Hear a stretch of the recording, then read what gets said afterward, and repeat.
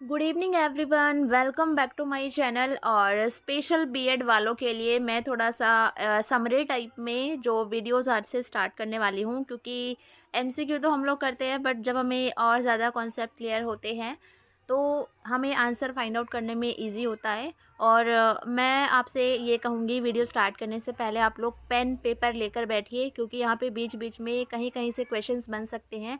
तो आप लोग, जैसे कि मैं बताती हूँ, कि शॉर्ट नोट्स बनाते चलिए, ठीक है। तो यहाँ पे आज की वीडियो में हम जो पहला चैप्टर करने वाले हैं, जो ये पीडीएफ है, इसमें काफ़ी सारे चैप्टर्स हैं। और जैसे ही ये सीरीज़ हमारी ख़त्म होगी, इसका पीडीएफ मैं आपको टेलीग्राम ग्रुप पे शेयर कर दूँगी। तो अभी हाल फिलहाल आप लोग वीडियोस देखिए, क्योंकि अभी ये समझना बहुत ज़रूरी है। और आप लोग शॉर्ट नोट्स बनाते चलिए और उनको रिवाइज़ करते चलिए जब तक कि आपके एग्ज़ाम की डेट नहीं आ जाती है। तो पहला हमारा जो लेसन है यहाँ पे, वो है historical development in understanding disability, ठीक है। तो जो ऐतिहासिक परिप्रेक्ष्य में जो हमारा विकास हुआ है, ठीक है, अंडरस्टैंडिंग डिसेबिलिटी को हमें समझने में जानना होगा सबसे पहले कि इसका जो विकासात्मक जो इसकी हिस्ट्री है वो क्या रही है, ठीक है, किस किस तरीके से ये विकसित हुई है, ठीक है, कि जो डिसेबिलिटी की समझ है वो। तो इसकी हिस्ट्री की बात करते हैं। और हमेशा ये चीज़ प्रायोरिटी होनी चाहिए कि अगर आप किसी चीज़ के बारे में जान रहे हैं तो आपको उसकी हिस्टोरिकल बैकग्राउंड पता होना बहुत ज़रूरी है। तो आप स्पेशल एजुकेशन के टीचर बनने जा रहे हैं, उसके लिए एंट्रेंस देने जा रहे हैं, तो इसके लिए आपको पता होना चाहिए कि स्पेशल एजुकेशन का कॉन्सेप्ट आया कहाँ से है बेसिकली। तो वही आज की जो फर्स्ट यूनिट है हम लोग बात करने वाले हैं। ज़्यादा नहीं है, आई थिंक 2 से 3 पेज की है, तो आप लोग लिखते चलिएगा। तो यहाँ पे इसके हिस्ट्री की अगर हम बात करते हैं तो यहाँ पे दिया हुआ है कि वर्ष 1985-86 में तत्कालीन मंत्रालयों को 2 भागों में विभाजित किया गया था। उस टाइम पे जो मंत्रालय था 1985-86 में, उसमें एक था महिला एवं बाल विकास विभाग तथा दूसरा था कल्याण विभाग। साथ साथ तत्कालीन मंत्रालय बनाने के लिए अनुसूचित जाति विकास विभाग, जनजातीय विकास विभाग और अल्पसंख्यक और पिछड़ा वर्ग कल्याण विभाग को गृह मंत्रालय से और वक्फ विभाग को विधि मंत्रालय से अलग किया गया था। यहाँ पे बेसिकली ये बताया गया है कि कौन सा मंत्रालय किससे अलग किया गया था, ठीक है। ओके, यहाँ पर है इसके पश्चात, मतलब इसके बाद ये हुआ कि इस मंत्रालय का नाम बदलकर 1998 में सामाजिक न्याय एवं अधिकारिता मंत्रालय रखा गया। बाद में 1999 में एक पृथक जनजातीय कार्य मंत्रालय बनाने के लिए जनजातीय विकास विभाग को इस मंत्रालय से अलग किया गया और बाल विकास विभाग महिला एवं बाल विकास मंत्रालय में चला गया। तो किस तरीके से जो विभाग थे अलग अलग, उनका किस तरीके से विभाजन हो रहा है, किस तरीके से वो मर्ज हो रहे हैं, बेसिकली अभी वही सब चल रहा है, ठीक है। अब उसके बाद यहाँ पर बोला गया है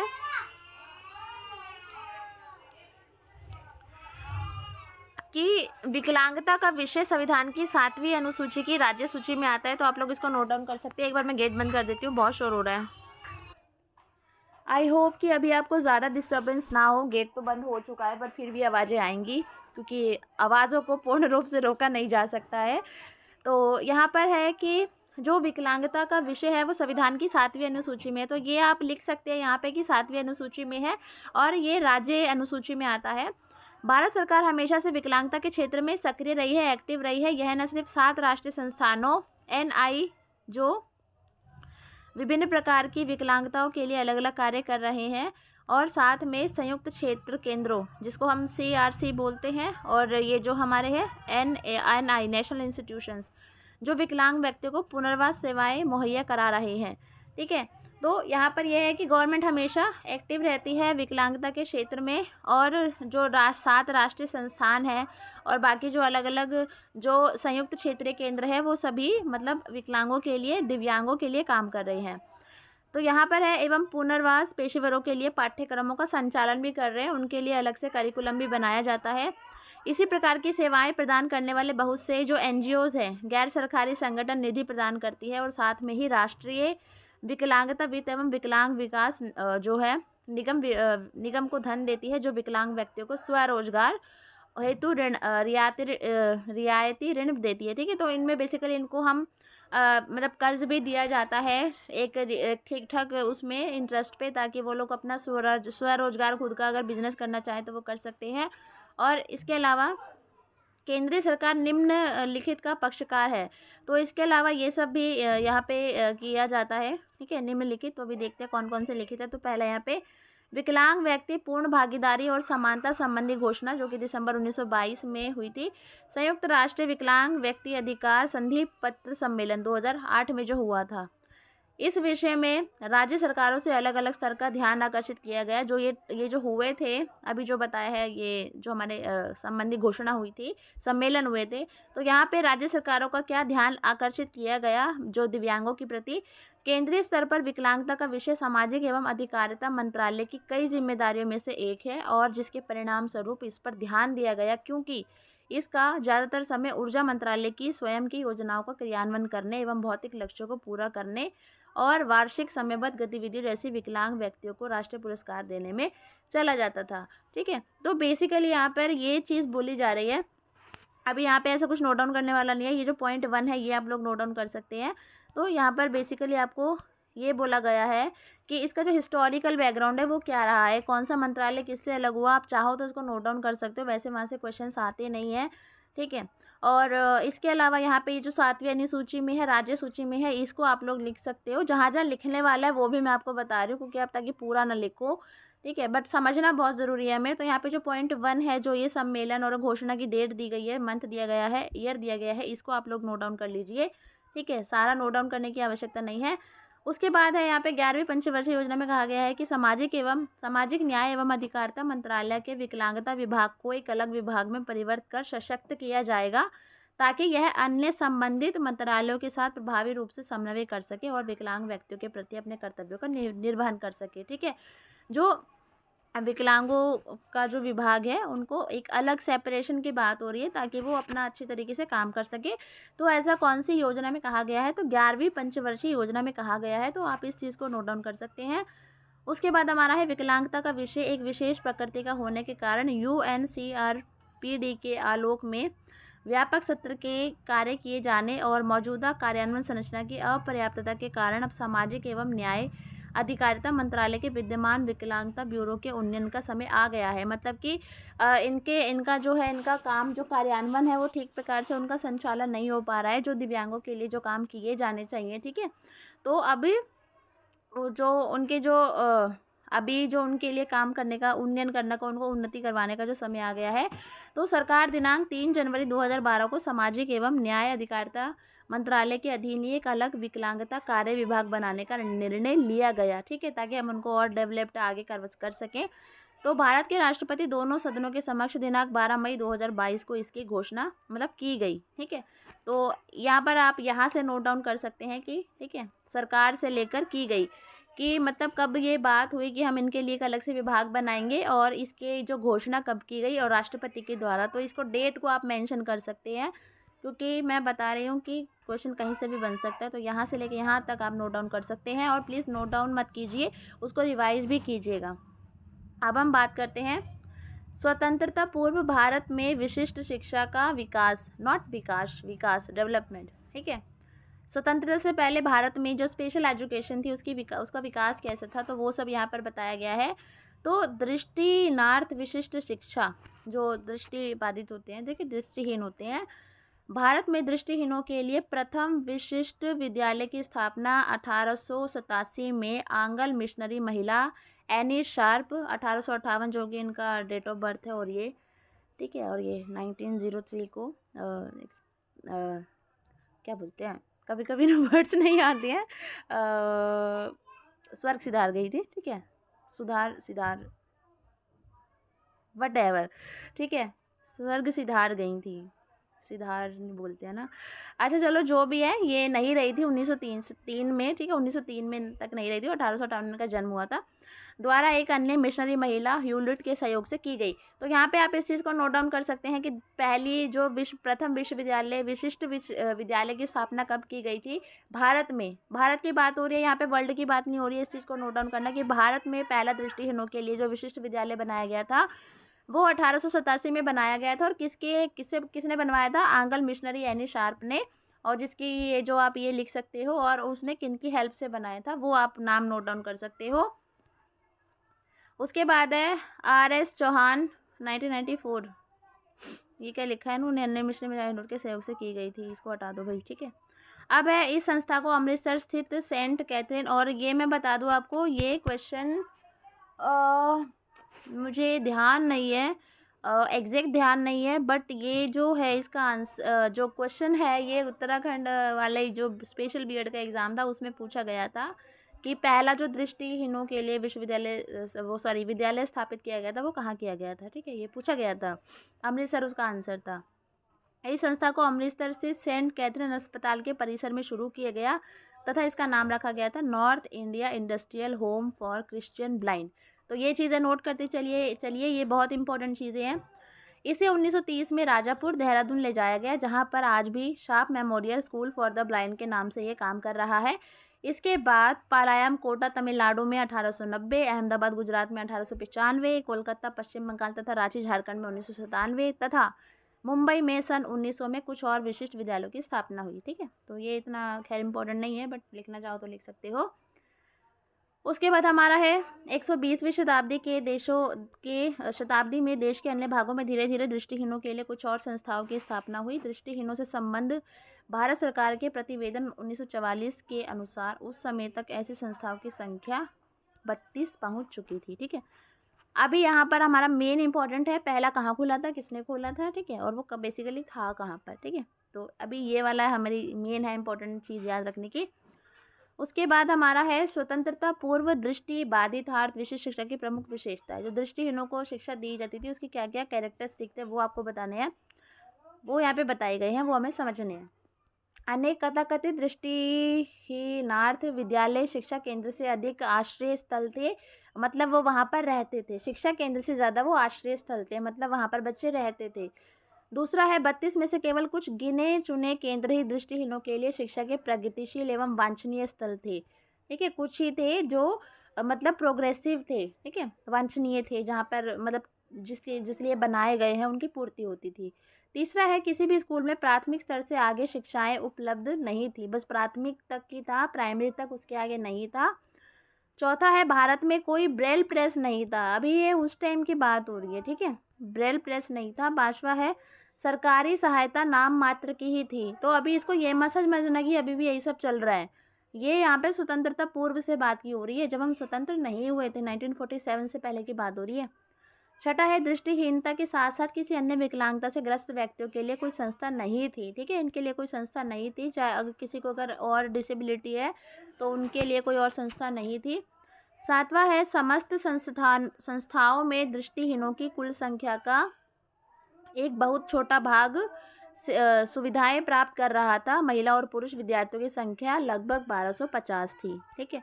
अब यहाँ पर बात हो रही है हमारी स्वतंत्रता पश्चात भारत में विशिष्ट शिक्षा का प्रसार, यानी कि हमारा 1947 का बाद का हमारा टाइम पीरियड आ गया है।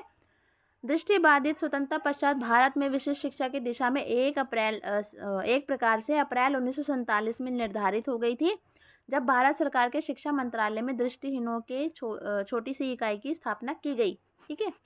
यह एक प्रगतिशील सरकारी कदम था। विशिष्ट शिक्षा के मार्ग में एक प्रबल बाधा 1951 में भारत सरकार द्वारा भारतीय ब्रेल की स्वीकृति और उसके बाद देहरादून में प्रथम ब्रेल प्रेस की स्थापना की समाप्ति हो गई, ठीक है। तो ये बाधा थी बहुत बड़ी कि मतलब उन्होंने 1951 में भारतीय ब्रेल की स्वीकृति भी दी, लेकिन उसके बाद में जो भारत का जो प्रथम ब्रेल थी उसकी जो स्थापना थी तो वो यहाँ पर इन्होंने समाप्त कर दी। इसके बाद विशिष्ट विद्यालयों की संख्या सरकारी व गैर सरकारी दोनों क्षेत्रों में तेजी से बढ़ी। 1960 के दशक के मध्य तक ऐसे विद्यालयों की संख्या 115 हो गई। राष्ट्रीय दृष्टि बाधार्थ संस्थान देहरादून द्वारा 1989 में प्रकाशित सर्वेक्षण में विशिष्ट विश्वविद्यालयों की संख्या 190 बताई गई है। इस सर्वेक्षण में भाई यहाँ पे स्पेलिंग मिस्टेक है काफ़ी, इस सर्वेक्षण में अरुणाचल प्रदेश, असम तथा गोवा को सम्मिलित नहीं किया गया था। 1990 के दशक के मध्य तक यह संख्या बढ़कर 250 हो चुकी थी, ठीक है। अब हमारा आ गया है बधिर एवं मानसिक विकलांगों हेतु शिक्षा, ये सब बात हो रही है, ठीक है। तो यहाँ पर हमारे जो बधिर है और जो हमारे मानसिक विकलांग है उनकी विशेष शिक्षा के बारे में बात हो रही है। तो यहाँ पर है उपलब्ध सूचनाओं के आधार पर श्रवण विकलांगों की शिक्षा प्रारंभ करने का श्रेय स्पेन के एक सन्यासी पेंटो पोन्स डिलियो 1520 से 1584 को जाता है। इस पॉइंट को आप लोग नोट डाउन कर लीजिए। उन्होंने 1555 में कुछ बधिर बालकों को पढ़ना, लिखना व बोलना सिखाया था। स्पेन में ही एक अन्य नागरिक जुआन पैब्लो वॉनेट ने 1620 में श्रवण बालकों के शिक्षा के संबंध में एक पुस्तक लिखी। इस विषय पर इंग्लैंड के जॉन वुल्वर ने भी 1664 में इस पुस्तक प्रकाशित की। तो इसको नोट डाउन कर लीजिए। और जुआन पैब्लो वॉनेट ने कौन सी पुस्तक लिखी थी, पुस्तक का नाम यहाँ नहीं दिया है, पुस्तक का नाम आप लोग मुझे कमेंट करके बताएंगे। उसके बाद हमारा है, फ्रांस के दो नागरिकों ने 18वीं शताब्दी में ही संकेत भाषा के विकास में योगदान दिया। तो इसको नोट करते हुए चलिएगा। उसके बाद है हमारा, संयुक्त राज्य अमेरिका में। यार देखो, थोड़ी सी चीज़ें आपको बोरिंग लग सकती है और मुझे लगता है कि हर चीज़ में मनोरंजन ढूंढने की हमें ज़रूरत भी नहीं होनी चाहिए। तो चीज़ों को एक बार सिंप्लीफाई करके समझने की कोशिश कीजिएगा। जहाँ नोट डाउन करने वाली चीज़ें है वह हमें नोट डाउन में बता रही हूँ, क्योंकि अभी तक आप ऑब्जेक्टिव टाइप क्वेश्चंस करते आ रहे हैं। और अभी ये ऐसा मैं पहली बार ही करवा रही हूँ कि मैं आपको पूरा सा समराइज़ कर रही हूँ चीज़ें, कि आपको थोड़ा सा पता होना चाहिए। तो आप एक ऐसे स्टोरी फॉर्म में अगर आप इसको पढ़ते चलेंगे तो आपको, मुझे लगता है कि चीज़ें ज़्यादा अच्छे से क्लियर हो जाएंगी। और एक बार जब हमें एक बार पढ़ने से कुछ समझ ना आए तो हमें 2 से 3 बार पढ़ना चाहिए, तो हमें बिल्कुल समझ आता है। और बाकी जब हम कोशिश करते हैं कि हमें हर चीज़ में मनोरंजन चाहिए, एंटरटेनमेंट चाहिए, तो फिर कुछ नहीं हो सकता। फिर आप उसको कितने भी कोशिश कर लीजिए, वो समझ आने वाला है नहीं।